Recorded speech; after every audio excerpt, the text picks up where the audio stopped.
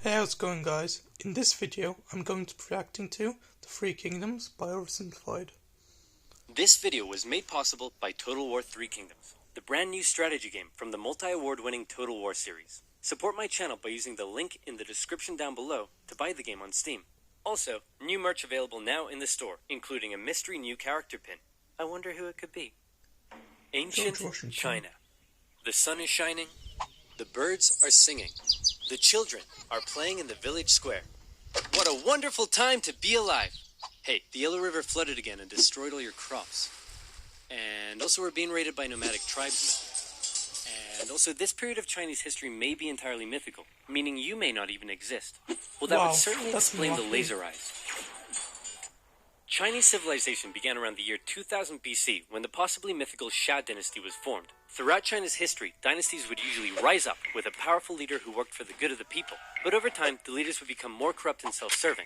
Someone would inevitably build a lake of alcohol, and the angry populace would overthrow them, giving way for a new dynasty to rise. Following this pattern, the Xia dynasty was replaced by the Shang, who liked bronze and writing, but then the leaders got corrupt, and were replaced by the Zhou, who liked iron and philosophy. But that one sort of just fell apart, and was replaced by the Qin, who liked building walls and people made out of rock. But they were pretty tyrannical from the start, and were quickly replaced by the Han, who liked creating new trade routes and getting in touch with their emotions. In line with this pattern, the Han dynasty came about under the strong and popular leadership of Emperor Gaozu. The dynasty remained firmly in place for over 4 centuries, and was considered a golden age in Chinese history, developing new forms of art, political thinking, technology. Oh, looks like all the leaders got corrupt.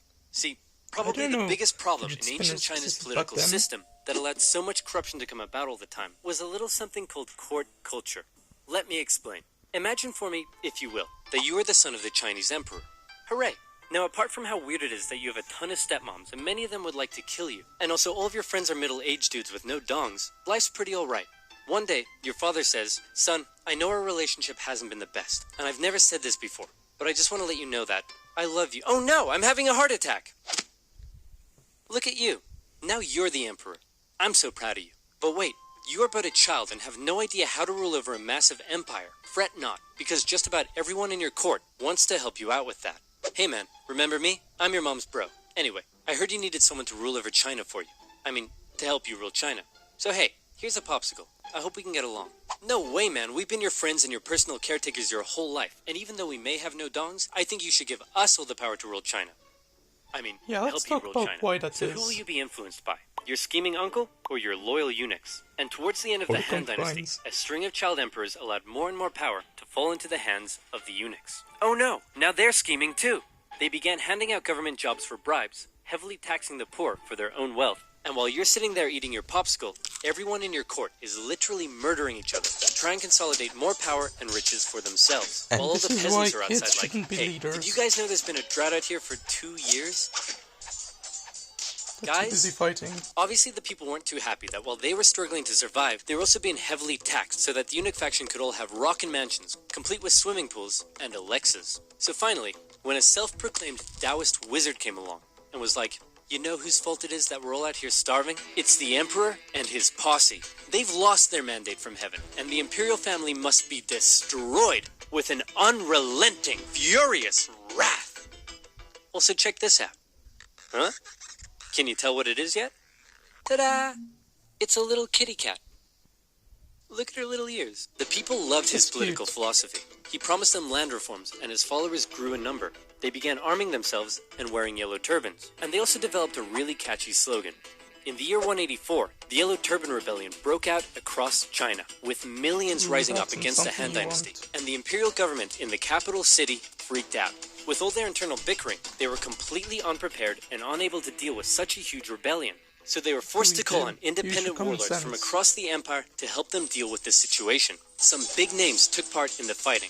I'm talking the likes of the great Cao Cao, the tyrannical Dong Zhou, Liu Bei, Sun Jian, and many other Chinese names I'm definitely not pronouncing correctly. These warlords crushed the rebellion in their own respective regions, and with casualties in the millions, the Han dynasty breathed a huge sigh of relief. But what they didn't realize is that by relying on all the warlords and their armies, they had essentially diminished their own central control over the empire, and many of the warlords now held the power to act almost completely independently and rule over their own local regions themselves.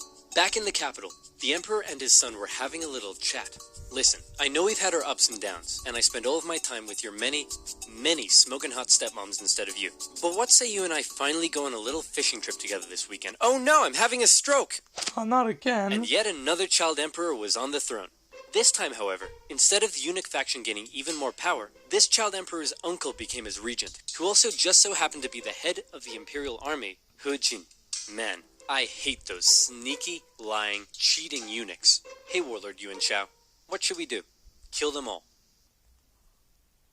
Right on. You can't kill the eunuchs. They're a vital part of this empire's governance. And also they paid me a lot of money to say that about them. Ah, come on! No! So He Jin and Yuan Shao decided the empress may need more convincing. And so they called in an infamous, feared, tyrannical, overweight warlord from the northwest to help convince her. That man was Dong Zhuo, and he set out for the capital city with his army. Hey guys, I heard a rumor that He Jin was planning on killing us. Then why don't we kill him first? And so it was. They lured him to the palace with a forged letter from his sister, and when he got there, they lobbed off his head.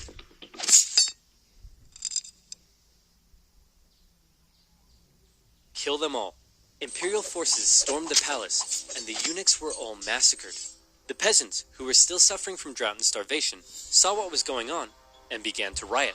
The emperor and his brother were forced to flee the city, which was now in flames, and the feared, nasty, tyrannical, bloated Dong Zhuo had just arrived. He found the emperor and his brother wandering the hills outside of the city and was understandably confused. So he scooped up the emperor, went to the capital and was like, "Hey guys, what's up? I see the capital is on fire. Also, I'm here with my army and I have the emperor with me." Wait a minute, the capital is on fire, I'm here with my army, and I have the emperor. Screw you guys, I'm in charge. So now Dong Zhuo ruled over the Han Dynasty as the emperor's regent. His first act was to say to the emperor, "Hey man, no hard feelings, but I like your little brother better, so I'm actually making him emperor instead of you, so you're free to go do whatever you want." Actually, yeah, that feels better. Dong Zhuo ruled with an iron fist, and he did whatever the flip he wanted. He made absolute decisions himself, showing no regard for the monarchy. He had his opponents or those who disagreed with him killed. He broke protocol, doing things like keeping his sword when approaching the emperor, wearing shoes in the court, sleeping in the emperor's bed, and worst of all, he would walk in the presence of the emperor. You were meant to trot. The other warlords around the empire hated him, and so they said, "Something needs to be done about this guy. What say we form a coalition and oust him?" And it was agreed. Warlords from across China, their armies amounting to 100,000 men, allied together against the tyranny of Dong Zhuo. Yuan Shao's coalition consisted of some of the nation's most capable leaders, including his half-brother Yuan Shu, the great Cao Cao, and Sun Jian.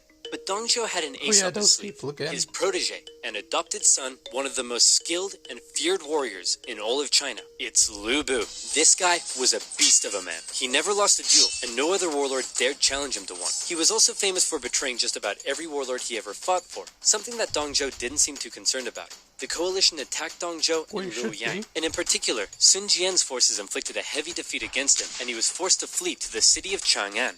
After this initial success, however, the war entered into a stalemate. The warlords in the coalition realized it was going nowhere, and also they all secretly hated each other. So they all went home. Dong Zhuo was safe. Until. Legend has it that a government official in Chang'an had a daughter who was hot. Super hot. He invited Lu Bu to his home, and promised Lu Bu that someday he could marry his daughter. Then, he invited Dong Zhuo to his house, and did the exact same thing. Dong Zhuo was so smitten that he insisted on taking her as his concubine immediately. And when Lu Bu heard the news, he was pretty unhappy. "Hey man, aren't you worried that you stole Lu Bu's girl, and betrayal is like his personal hobby?" "Lu Bu? Betray me? No way, man. Never gonna happen." You were saying? Ah, crap. Lu Bu, along with other government officials, assassinated the tyrannical Dong Zhuo. Then they left his body burning in the streets. Some sources say he was so fat and oily, he kept on burning for days. Nice. So with Dong Zhuo dead, and the power of the Han government essentially decimated, China was left with a huge power gap, and a ton of warlords who all slept soundly at night dreaming of being the one to fill it. Here we enter into a crazy and chaotic period of civil war all across China, with so many people, so much betrayal, so much intricacy, it makes Game of Thrones look like a Dr. Seuss publication. But just to give you an idea of how crazy and chaotic it was, see if you're able to keep up with this. Are you ready? Here we go. Here's a rough map of the warlords throughout the Han Dynasty at the time. Half-brothers Yuan Shao and Yuan Shu were both in a power struggle for who would become the figurehead of their family. Yuan Shu made alliances with warlords in the north, along with Sun Jian, the guy who defeated Dong Zhou. Yuan Shao also made alliances with Liu Biao in the south and Cao Cao, who was an amazing strategist and general. All of these warlords began fighting each other. Cao Cao began building his own strength by subjugating nearby remnants of the Yellow Turban Rebellion into his own forces. Down south, things weren't going so well for Sun Jian, as he was killed in an ambush, so Sun Ce took over. Then, Yuan Shu got pushed back to the river Huai, so he ordered Sun Ce to take the territory of warlord Lu Kang. Then Sun Ce went off to capture territories in the east for himself. Cao Cao's family lived in this province over here. One day, they were murdered. Oh no, Cao Cao held the province's governor responsible, and so he launched a cruel invasion in which he pillaged cities and murdered over 100,000 civilians. The governor sent out a call for help, and a very popular, likable warlord by the name of Liu Bei came to his aid. However, while Cao Cao was away fighting, a rebellion was staged against him in his home province, by none other than, it's Lu Bu. Cao Cao rushed home and defeated Lu Bu, who fled to the east, which by now had been inherited by Liu Bei. Then Lu Bu, surprise surprise, launched a rebellion against Liu Bei, who fled to Cao Cao. Together, Cao Cao and Liu Bei would go on to invade and defeat Lu Bu. Lu Bu offered to join Cao Cao, and Cao Cao considered the offer. But his advisors were like, no way man, this guy's betrayed literally everyone he ever worked for. And so boo-hoo, Lu Bu was executed. Next, Cao Cao convinced the emperor to move in with him. Now he's in control of the Han government, something that made his allies very jealous. Yuan Shu, out of nowhere, decides to declare himself emperor of the new Zhong dynasty. Nobody liked that. His allies cut ties with him. The imperial government ordered everyone to kill him. He tried to flee to his brother Yuan Shao, but died of illness on the way. Sun Ce took over his territory, and then got assassinated. So his brother, Sun Chen, took over. Liu Bei turned on Cao Cao, but got obliterated, and was forced to flee south. Yuan Shao finally defeated the warlord to his north, and could now focus south. He declared war on his ally Cao Cao, but was defeated at the Battle of Guandu. Cao Cao has now united the north, and he turned his attention to the south. In particular, Liu Biao's province was becoming a powerful threat, so Cao Cao attacked him. Liu Bei was now fighting for Liu Biao, and he held Cao Cao off for a while. But then Liu Biao died, and his son took over, and immediately surrendered to Cao Cao. Liu Bei was horrified, and he fled southward to try and maintain control of the province. Cao Cao was on an absolute roll, and it looked like he would be the one to take control of China. He began making plans to attack both Liu Bei and Sun Qian, and the two of them, seeing where things were headed, met up and decided to form an alliance. Now I know that was a lot to take in, but all you really need to know at this point is that this guy is on his way to taking over everything, and he's about to throw his full weight at the southern warlords. These two have one chance, one battle, to prevent him from invading the south, and that battle was the famous Battle of Red Cliffs. To take the south, Cao Cao would need to control and cross the mighty Yangtze River. He had over 200,000 men to face against Liu Bei and Sun Qian's combined force of 50,000. How would they stand a chance when they were so outnumbered? Legend says most of Sun Qian's advisors pleaded with him to surrender, but then he smashed up a table and they all backed down. Luckily, Cao Cao's forces were ravaged by disease and exhaustion, and his northern soldiers weren't too comfortable on ships. So when Cao Cao sailed down the river and the two sides met for an initial skirmish at Wulin, Cao Cao was unable to inflict a defeat against the allies. Then one of Sun Qian's men came up with a very sneaky plan. He sent Cao Cao a letter pretending that he and others wanted to defect to his side, and offered to bring him some of Liu Bei and Sun Qian's finest ships. Little did Cao Cao know, however, that those ships were full of flammable reeds. As they approached his fleet, they were set alight and destroyed his ships in camp. Seeing the situation as hopeless, Cao Cao ordered a difficult retreat through the rain and marshlands, during which more of his men fell to illness and disease. The underdogs had won, and Cao Cao would never again have another chance to take the south. Following that, the three warlords took some time to finish off some smaller competitors in their own regions, and by the year 214, China looked a little bit like this. Cao Cao continued to try to penetrate the southern regions, but had no success, and even lost the Hanzhong region to Liu Bei in 217. The former allies eventually fell out over who should own this territory here, with Sun Qian coming out on top. In 220, Cao Cao died of a head disease, and was replaced by his son, Cao Pi. Cao Pi convinced the Emperor of Han to abdicate, and then proclaimed himself the Emperor of the new state of Wei. Liu Bei followed suit, declaring himself the true Emperor of Shu Han. And a few years later, Sun Qian joined in the fun, and declared himself Emperor of Wu. And so now you have a number of kingdoms in China. How many? Count them. 1, 2, 3. 3 kingdoms. Except, actually, they weren't kingdoms, they were dynasties. And when the 3 kingdoms finally formed, not a whole lot happened. For the next 3 decades, they continued to engage in combat, but it almost always ended in stalemate, and nobody really got anywhere. So how did it all end? Did Cao Cao's descendants eventually realize his dream of unifying China? not quite. Instead, the Three Kingdoms became victims of the usual problems that plagued Chinese dynasties. In Wu, Sun Qian's descendant became a tyrant who was more interested in spending time with his concubines than governing. In Shu Han, a powerful, corrupt, eunuch faction rose up, and by now we all know how that ends. And in Wei, a string of young emperors gave way for a powerful family, the Sima clan, to take control of the dynasty's government. This Sima clan recognized the weak state Shu and Wu had been reduced to, and so they began making plans. I've just received this letter that says Wei is planning to attack us. Should we make preparations for war? Nah, it's probably nothing to worry about. Let's do absolutely nothing. You're gonna regret that. Sounds good to me. Wei launched a full-scale invasion into Shu, which fell within a year. Then Sima Yan forced the Wei emperor to abdicate and proclaimed himself emperor of the new Jin dynasty. In the year 279, Jin launched an invasion of Wu and finally unified China in the year 280. The pattern of rising and falling dynasties, division and reunification would continue in China for centuries to come.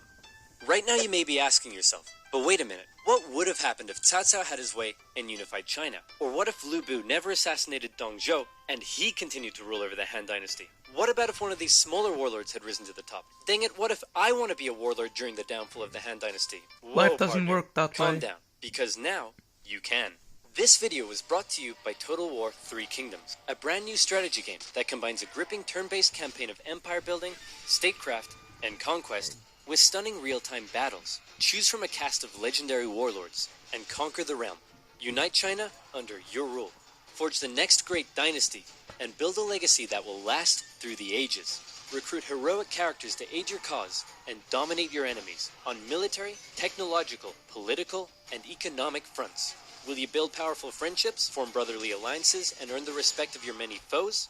Or would you rather commit acts of treachery, inflict heart-wrenching betrayals, and become a master of grand political intrigue? I bet you would. Your legend is yet to be written, but one thing is certain.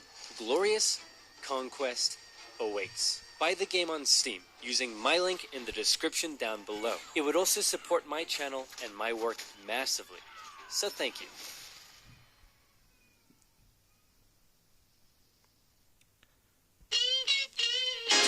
So anyway guys, that does for this video. If you like it, then like, comment, and subscribe. Bye guys.